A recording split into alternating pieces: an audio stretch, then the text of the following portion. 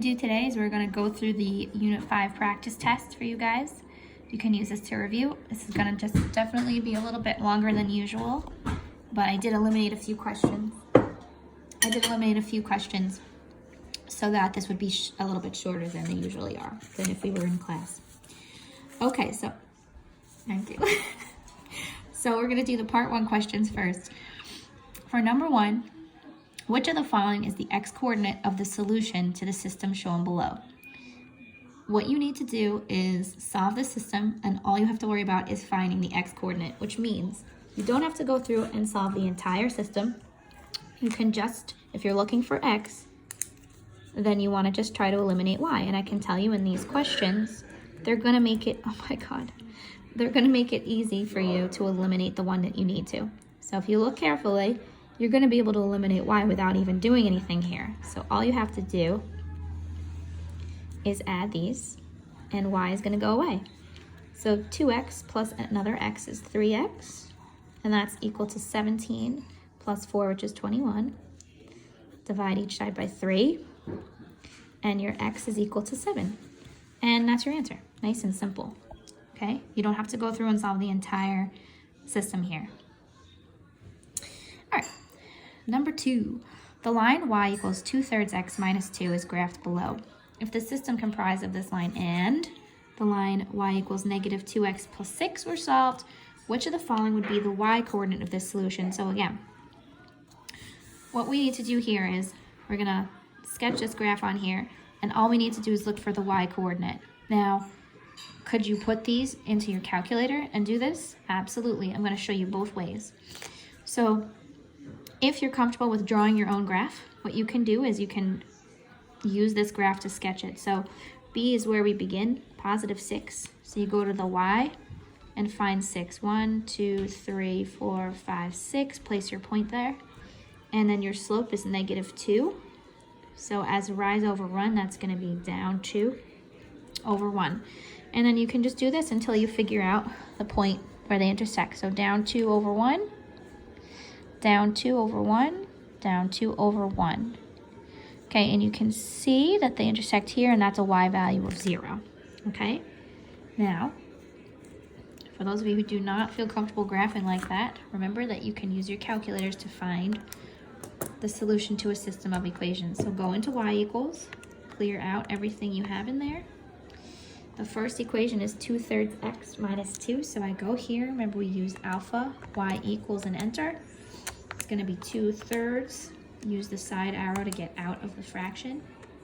Here's x, and then it's minus 2. And then go use your down arrow to get to the next one. And we're going to do negative 2x plus 6 here. So again, remember your negatives down here. Negative 2x plus 6. Okay? We're going to look at the graph. Okay, and I can see where it intersects. It should look the same as what I graphed. Okay, so I'm going to do zoom standard just to show you which number is 6, so you can see a little closer. And this will look more like the graph that I have here, yes. Okay, so to find your point of intersection, we do second trace, right, which is calc. Second trace, 5 for intersect. First curve, hit enter. Second curve, make sure it's on the other line, hit enter. And now it wants you to guess, so you can use your little side arrow to get close to the point of intersection and enter. Again, if you don't push enter here, it's going to leave it at this crazy decimal. So make sure you push that enter, and voila. You get your intersection point of 3, 0, and you don't even have to worry about that because all they're asking us for is the y value, which is 0. Okay, so you can get that either way. Okay, so I'll just write or in calculator. Okay, I would suggest doing it in the calculator, but this, if you're good with graphing, then you can do that. It's pretty easy either way. Okay, so next, number 3, which of the following points lies in the solution set to the system of inequalities shown below? All you need to do is make sure that one of these points satisfies both of these conditions, or as we said yesterday, constraints, right? So the first thing is that x has to be greater than negative 4. So let's look at these. There should be only one thing here, one choice that has x greater than -4. Is -4 greater than -4? No, it's not. Is -2 greater than -4? Indeed it is. Is 2 greater than -4? Yes. But is -6 greater than -4? No. Okay, so we have two options. We can immediately eliminate these two. The second thing that has to be holding true, by the way, if you saw that first, don't immediately select it, because remember, it has to also satisfy this one. So we have to check now. The y is supposed to be less than or equal to 10. So is 14 less than or equal to 10? No. Now I know my answer, but just to show you, 7 is less than or equal to 10 is true. So this would be your solution, okay? Or it's a solution in the set. So all you have to do is just check each condition, okay? Number 4, which of the following points is a solution to the system of inequalities, bless you, shown below? So all you have to do is check, remember, the solution to a system of inequalities is in the spot where they're both overlapped, and in this case, that's gonna be given where it's the darkest shaded spot. So anything in here is a solution. This is a dashed line though, so you have to be careful, because if there's a point on the dashed line, it's not gonna be a solution because that's not included. So let's test each of these out. The point 2, 1, so you're going to go to 2, 1, and sure enough, it's on that dashed line. So does that count as a solution? No, not choice 1. Choice 2, 5, 0. So we're gonna go over to 5, 1, 2, 3, 4, 5, 0. That's not even in any of the solution sets, so that's not it. Choice 3, -3, 2. So now we're going this way, -3, 2 is here, and that is right in my solution set, so that's gonna be my answer. Just to show you, 3, -5 is not in the solution set. 1, 2, 3, down, 2, 3, 4, 5. It's in the shaded region, but it's not in the region where they overlap. So that does not count as a solution, okay? So choice 3 would be your answer. All right, so number 5, which of the following is the value of y that solves the system of equations below? So for this one, all we have to do is find y. So again, to find y, all we need to worry about is eliminating x, okay? Now, if you want, you could use the second equation and solve it so that you could use substitution instead. But it seems that you guys pretty much prefer elimination, so we'll do that. Our goal is to find y, so let's eliminate x. So remember, I want the opposite so that it'll eliminate. So what I want here is, if this is a +2, I want -2. So I'm gonna multiply the second equation by -2. So this becomes 2x plus 3y equals -14, which is staying the same. I multiply each part by -2. So x times -2 is -2x, which is what I wanted, so that this cancels out. -2 times -y, careful here, is going to be a +2y, because a negative times a negative is a positive. And then this is going to be equal to -2 times 3, which is -6. Okay? And now we add so that we can eliminate x and find what the y value is. So these cancel out just like we wanted. And then this gives me 5y is equal to, when you plug this into your calculator and not do it in your head, you'll get that this is -20. Then dividing by 5 on both sides, I can see that y is equal to -4, which is choice 1. Okay? Number 6, at what points do the lines, do the lines y equals x minus 8 and y equals -3x plus 16 intersect? Don't give yourself so much work to do. Use the calculator, okay? So go into y equals and enter in both of these. So y is x minus 8 is y1. So x minus 8 is y1. y2 is going to be -3x plus 16. So -3x plus 16. And we're going to look at our graph. And remember, if you can't see your solution, then you can change your window or zoom out. But I can see it here. So I'm going to do second calc, second trace, 5 for intersect. First curve, the dash is here, so I push enter. Second curve, it's on my second line, but if you can't see it, use your arrow to make sure where it is. There it is. See, eventually it comes comes down. Push enter, and now it's gonna guess, so we need to remember, it's gonna show you this crazy decimal until you push enter again, and you wanna use your arrow to get close to the center here. Push enter one last time, and you'll see your solution. 6, -2. 6, -2 is choice 4, okay? So for this kind of question, you wanna use the calculator. You could absolutely solve this by setting them equal to each other, but that would take so much time, it's not worth it. Just put it in your calculator. Okay, so for part 2 questions. Number 7, find the value of x that solves the system shown below. Read carefully. You only have to find x.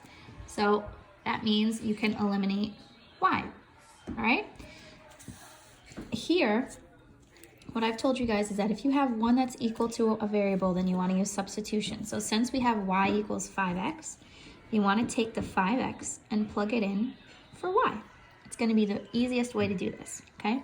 And it will automatically solve for x when we do that. So I'm going to replace my second equation, 2x minus, instead of y, I'm going to write 5x, because that's what y is equal to, is equal to 18. And now I'm just going to solve. Don't confuse yourself here. These are just like terms. 2x minus 5x. 2 minus 5 is -3x is equal to 18. To solve for x, I need to divide by -3 on both sides. So x is equal to -6. That's it. Nothing crazy. Number 8. Reggie is solving a system of equations. After manipulating them, he decides to add the 2 equations shown below together to eliminate the variable. What property justifies this manipulation? So all they're saying is that we're going to add these 2 together to eliminate. So what property is that? That's the additive property of equality. Okay, and that's it. Now, if he multiplied one of these equations by something, then that would be the multiplication or multiplicative property of equality. Nothing crazy here either, okay? Okay, moving on to part 3. For number 9, we're gonna solve the system of equations. This one is not an easy elimination. So we have to pick either x or y to multiply in order to eliminate something. So choice is completely yours. You can pick what you want to do. So I'm going to choose to eliminate x. So I'm going to multiply the top equation by -3 and the bottom equation by 5. Because that will give me -15 and a +15 here that I can eliminate. Okay, if you chose to do y, that's fine. So my top equation is going to turn into -15x minus 6y equals, now this is -16 times -3, which is going to give me +48. And then my second equation is going to turn into +15x plus 35y is equal to 10. Okay, so now I have something that I can eliminate. I'm going to add straight up and down. That eliminates. This is 35 minus 6y, and then it's going to be equal to 48 minus 10. So this is, oops. Sorry, that was 48 plus 10, not minus 10. Okay, so we get 29y is equal to 58, and then what we're going to do is we're going to divide, and of course, don't forget, you can always just go over here and do this, okay? Don't let yourself get confused by numbers you're not familiar with. Divide by 29 on both sides, and you'll find that y is equal to 2. Okay, that's one piece of our system, but in order to have a system of equation solution, you need to have an x and a y. So this is just the y. I need the x now. So you go back and pick whichever equation you like better. I'm just going to use this one because it's positive answer. 3x plus 7y equals 2. And I'm going to replace the y with 2. And I can find x. So 3x plus 7 times 2 is equal to 2. This gives me 3x plus 14 equals 2. Now it's time to solve for x. So I subtract 14 from both sides. And I got 3x is equal to negative 12. Divide by 3 on both sides. And x is equal to negative 4. Technically, if you write it like this and box them, you're right, but I do prefer that you write it as a point. So x is negative 4 and y is 2 is your solution. Okay. For number 10, you're going to sketch the solution to the system of inequalities that's shown below, and then you're going to decide if the point that they give you is a solution or not. So y is less than 6. The less than is going to be a dashed line because it's not included. And since it's less than, it's going to be below, shaded below. Okay? So when you have a y, remember this is horizontal vertical lines. When you have y equal to 6, you go to the y-axis, find the 6, and draw a line straight through it. Before I do that, I'm going to label quickly. Oh my God.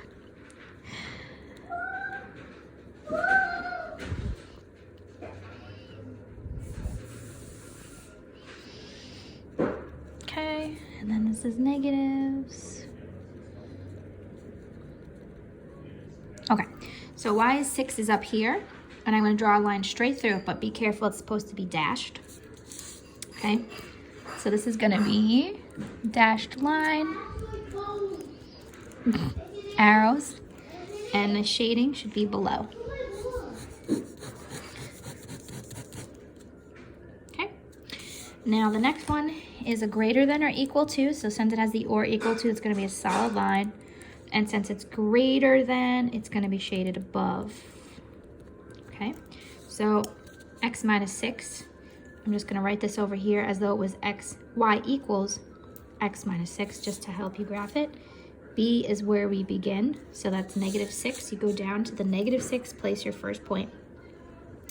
Your slope, there's nothing there, so who's so skinny you can't see it? 1, which is 1 over 1, which is up 1 over 1. Okay, so from the negative 6, we're going up 1 and over 1. So this is nice and easy. Up 1 over 1, up 1 over 1, up 1 over 1, up 1 over 1, up 1 over 1, all the way. And then we're drawing a solid line. And we're shading above. So that means this way. This one's pretty obvious which way we're shading. Now we have a really big solution set here. Remember that the shaded region where they both overlap is your solution set. But make sure you make that big S for me. Okay? Now we're just going to test out if 7, negative 5 is in the solution set. So you're going to go to 7, negative 5, which is here. And as you can see, it's not in the solution set. So since it says justify, showing it here is enough for justification. So no, it is not a solution. Okay? For number 11, Justin, Richie, oh my God. Thank you. Sorry. Richie and Justin are doing house renovations for Kirk. Kirk has promised them at least 20 total hours of work per week, but he can pay them no more than $1,200 per week. Richie makes $25 per hour, and Justin makes $45 an hour. So for this problem, we're going to set up a system of inequalities, but we are not going to solve them. Okay, so we're going to put the two pieces of information that we have, just like we did the other day. The total hours of work, and then how much he's paying. So the first thing we're going to write an equation, inequality for is the total hours And then the second one is the amount paid. Okay? So Kirk can give them at least 20 hours of work. So let's use R for Richie and J for Justin. So the first one is going to be the number of hours that Richie works plus the number of hours that Justin works is going to be at least 20. So that's got to be greater than or equal to 20. Okay? The next one that we have is that he can pay them no more than $1,200 per week. So Richie is making $25 an hour. So that's going to be 25 times R for Richie. And Justin's making 45 an hour, so that's going to be 45J. And he cannot pay them any more than $1,200, so this has to be less than or equal to $1,200. And this is it for this problem. You don't have to solve it, you just have to set it up. Okay? So what I suggest is you take the two situations that you can use to write equations or inequalities and then translate them into algebra. Okay? So for our part 4 question, we are going to set up a system of equations and then we are going to solve it. So for this one, we have Mrs. Pregnell's biology classes are going on a field trip. She's having them break up into groups of 3 or groups of 4 to do their labs. She has a total of 120 students and there's a total of 32 groups. Okay? So we're going to use the same thing. We're going to use two different situations. The first one's going to be the number of groups, and then the second is going to be the number of students. And we're going to write equations for that. Okay? So again, careful because this is not an inequality. This is just a regular old equation. So they want us to use T for the 3-person groups and F for the 4-person groups. So the number of groups, there's 32. So the number of 3-person groups is T, plus the number of 4-person groups is F, is equal to 32. Nice and easy. Number of students, this is where you have to think a little outside the box. How many kids are in each 3-person group? That's 3. So 3 times the number of 3-person groups, plus how many kids are in a 4-person group? 4 times F is going to be equal to the number of total students, which is 120. And that's going to be your system that you're going to use. So for part A, that's it. We set it up. Part B, we're now going to solve it. And as you can see, only an algebraic solution will receive full credit. So you cannot use your you can't do a graph here. But if you wanted to solve these for T or F and then put it in your calculator, you could totally do that. You just have to show the algebraic solution here also. So I'm going to just rewrite it. Number of 3-person groups plus the number of 4-person groups is equal to a total of 32 groups, and then 3 kids in each 3-person group, 4 kids in each 4-person group is a total of 120 kids. So we're going to solve this, and I'm going to use elimination, okay? So I'm going to multiply the first one times, I'm going to get rid of T first. So I'm going to multiply this by the opposite of this, which is -3, so I can eliminate it. Okay, so that turns this into -3 times T is -3T. -3 times F is going to be -3F. And then -3 times 32 is going to be -96. And then I leave my second equation the same. So I'm just going to rewrite 3T plus 4F is equal to 120. Okay, so when we add these, they're going to cancel out here. This is going to be 4F minus 3F, which is just F.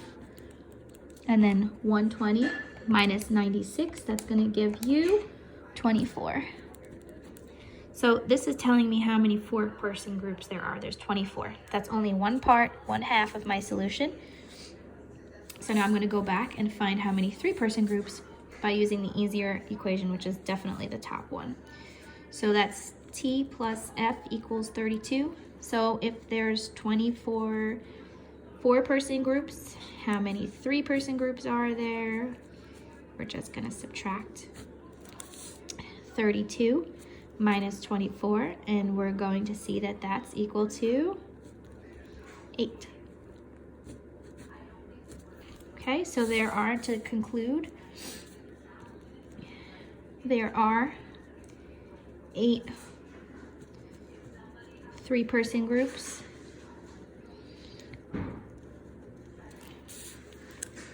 and 24 4-person groups.